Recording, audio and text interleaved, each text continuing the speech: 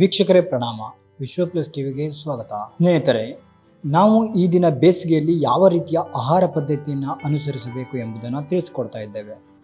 ಅದಕ್ಕೂ ಮೊದಲು ನೀವಿನ್ನು ನಮ್ಮ ಚಾನೆಲ್ನ ಸಬ್ಸ್ಕ್ರೈಬ್ ಮಾಡಿಲ್ಲ ಅಂದರೆ ಸಬ್ಸ್ಕ್ರೈಬ್ ಮಾಡಿ, ಪಕ್ಕದಲ್ಲಿರುವ ಬೆಲ್ ಐಕಾನ್ ಒತ್ತಿ. ಈ ಮೂಲಕ ನಾವು ಹಾಕುವ ಪ್ರತಿಯೊಂದು ವಿಡಿಯೋ ತಪ್ಪದೆ ವೀಕ್ಷಿಸಿ. ಈಗ ವಿಷಯಕ್ಕೆ ಬರೋಣ.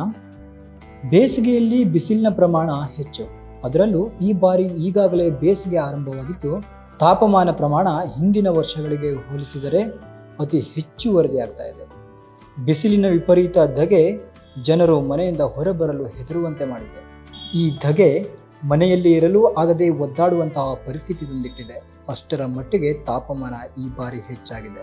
ಇಂತಹ ಸಮಯದಲ್ಲಿ ನಮ್ಮ ದೇಹದ ಉಷ್ಣಾಂಶವು ಹೆಚ್ಚಾಗಿ ಅನೇಕ ರೋಗ ಬಾಧೆಗಳಿಗೆ ಕಾರಣವಾಗ್ತಾ ಇದೆ. ನಮ್ಮ ರಾಜ್ಯದ ಬಹುತೇಕ ಜಿಲ್ಲೆಗಳಲ್ಲಿ 40 ಡಿಗ್ರಿ ಸೆಲ್ಸಿಯಸ್ ತಾಪಮಾನ ವರದಿಯಾಗ್ತಾ ಇದೆ. ಈ ರೀತಿಯ ತಾಪಮಾನದಿಂದ ಹೊಟ್ಟೆ ನೋವು, ಪಿತ್ತ, ತಲೆನೋವು, ತಲೆ ಸುತ್ತು, ಕಣ್ಣುರಿ, ಉರಿಮೂತ್ರ, ಚರ್ಮ ರೋಗಗಳು ಮುಂತಾದ ವ್ಯಾಧಿಗಳು ನಮಗೆ ಬಾಧಿಸ್ತಾ ಇದೆ.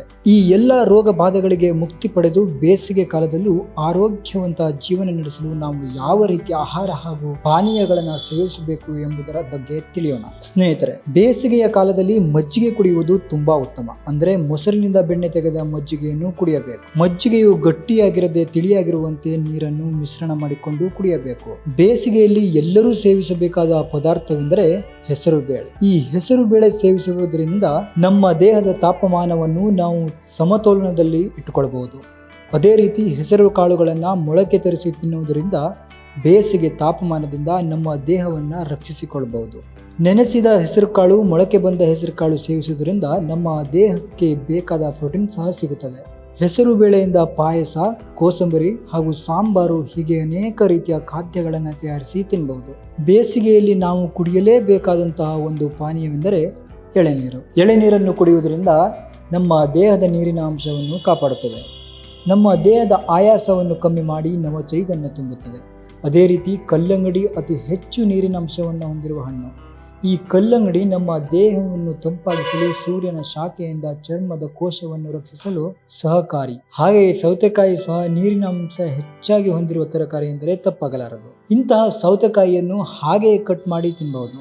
ಇಲ್ಲದಿದ್ದರೆ ಸಲಾಡ್ ಅಥವಾ ಸಾಂಬಾರು ಮಾಡಿಕೊಂಡು ತಿನ್ನಬಹುದು. ಇದರ ಜೊತೆಗೆ ಸಿಟ್ರಿಕ್ ಆಮ್ಲ ಹೊಂದಿರುವಂತಹ ನಿಂಬೆಹಣ್ಣು, ಮೋಸಂಬಿ, ಕಿತ್ತಳೆ ಹಣ್ಣುಗಳನ್ನು ತಿನ್ನುವುದರಿಂದ ಅಥವಾ ಜ್ಯೂಸ್ ಮಾಡಿ ಕುಡಿಯುವುದರಿಂದ ಬೇಸಿಗೆ ಬೇಗೆಯಿಂದ ನಮ್ಮ ದೇಹವನ್ನು ತಂಪಾಗಿಡಲು ಸಾಧ್ಯವಾಗುತ್ತದೆ. ದೇಹಕ್ಕೆ ತಂಪು ನೀಡುವ ಮತ್ತೊಂದು ತರಕಾರಿ ಎಂದರೆ ಬೂದುಗುಂಬಳಕಾಯಿ. ಇದು ತಂಪು ಗುಣವನ್ನು ಹೊಂದಿರುವ ತರಕಾರಿ. ಬೂದುಗುಂಬಳಕಾಯಿಯನ್ನು ಬೇಸಿಗೆಯಲ್ಲಿ ಸೇವಿಸುವುದರಿಂದ ಈ ವೇಳೆ ಉಂಟಾಗುವ ರೋಗಗಳಾದ ಚರ್ಮ ರೋಗ, ಉರಿಮೂತ್ರ ಮುಂತಾದ ಸಮಸ್ಯೆಗಳಿಗೆ ರಾಮಬಾಣವೆಂದೇ ಹೇಳಬಹುದು. ಹಾಗೆಯೇ ಬೇಸಿಗೆಯಲ್ಲಿ ಸುಖಕರವಾದ ನಿದ್ರೆಗೆ ಹಾಗೂ ಲವಲವಿಕೆಯಿಂದ ಇರಲು ಬೂದುಗುಂಬಳಕಾಯಿ ಸಹಾಯಕಾರಿ. ಬೂದುಗುಂಬಳಕಾಯಿಯನ್ನು ಜ್ಯೂಸ್, ಪಲ್ಯ, ಸಾಂಬಾರ್, ದೋಸೆ ಹೀಗೆ ಮುಂತಾದ ಖಾದ್ಯಗಳನ್ನು ತಯಾರಿಸಿ ಸೇವಿಸಬಹುದು. ಈ ಮೇಲೆ ತಿಳಿಸಿರುವ ಎಲ್ಲ ತರಕಾರಿ, ಹಣ್ಣುಗಳು ಹಾಗೂ ಆಹಾರ ಪದಾರ್ಥಗಳು ಬೇಸಿಗೆಯಲ್ಲಿ ದಿನವೂ ಸೇವಿಸುವುದರಿಂದ ಬಿಸಿಲಿನ ತಾಪಮಾನದಿಂದ ನಮ್ಮ ದೇಹವನ್ನು ರಕ್ಷಣೆ ಮಾಡಿಕೊಂಡು ಲವಲವಿಕೆಯಿಂದ ಇರಲು ಉಪಯುಕ್ತವಾಗಿದೆ. ಹಾಗೆಯೇ ಬೇಸಿಗೆಯಲ್ಲಿ ಉಂಟಾಗುವ ರೋಗಗಳಿಂದ ದೂರವಿರಬಹುದು. ಈ ಎಲ್ಲ ಮಾಹಿತಿ ವೈದ್ಯರಿಂದ ಸಂಗ್ರಹಿಸಿರುವ ವಿವರಣೆಯಾಗಿದೆ. ಇದು ಎಲ್ಲರಿಗೂ ಉಪಯುಕ್ತವಾಗಿದೆ ಎಂದು ಭಾವಿಸಿದ್ದೇವೆ.